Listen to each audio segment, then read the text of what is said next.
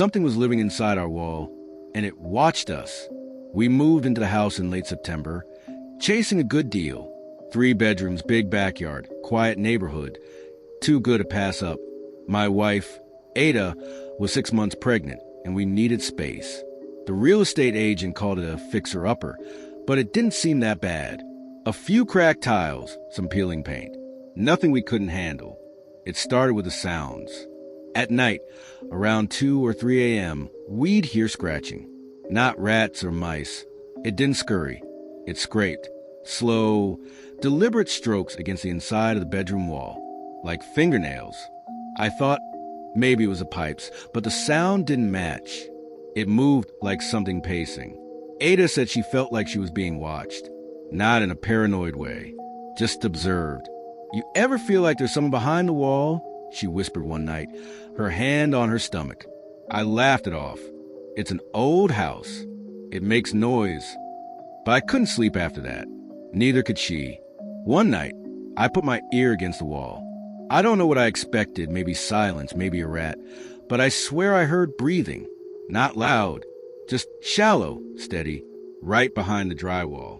I knocked. It stopped. For a week, it went quiet. No scratching, no pacing. We thought maybe it was gone. Then Ada woke me up screaming. There were fingernail marks on the wall. Not scratches like from claws or tools.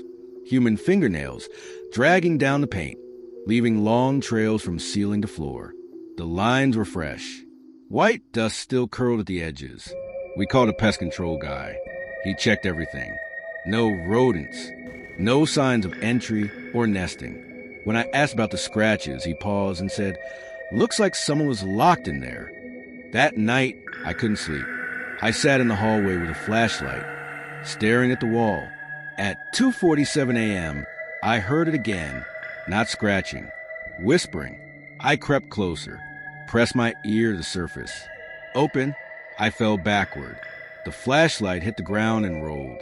I sat there, heart pounding, staring at the wall. The next morning, I decided to open it up. I couldn't live with the idea of something watching us, not with a baby coming. I borrowed a sledgehammer and pried open a wall in the bedroom, the same wall with the scratches. Drywall dust filled the air. There was nothing inside. No pipes, no insulation. Just an empty void. At the far end, something glinted in the beam of my flashlight. It was a small, circular hole just about the size of an eye. On the other side of it was our living room. Whoever, or whatever it was, had been watching us through it. For weeks. Ada begged me to seal the wall. I did.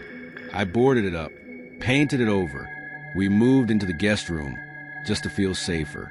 But the night after I sealed the wall, we heard it again. Not scratching. Knocking. 3 soft knocks. From inside. I didn't open it this time. I couldn't. A week later, Ada went into labor early. Complications. They tried, but she didn't make it. I've been alone in this house for 5 months now, and every night at 2:47 a.m., I still hear the knocking.